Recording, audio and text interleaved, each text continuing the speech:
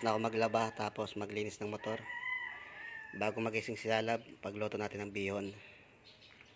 Ito guys yung kalamansi. Gagawin ko si Lalabs ng kalamansi juice kasi may ubo.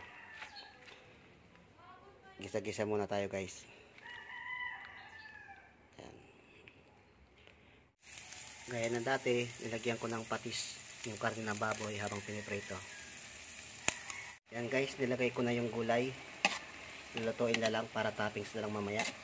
Nilagyan ko siya ng toyo, oyster sauce, magic sarap, yan, paminta.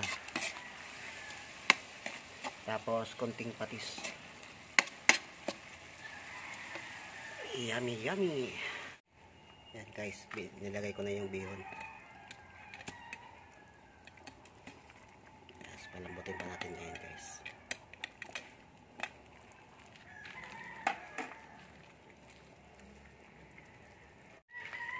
Okay guys, luto na yung bihon.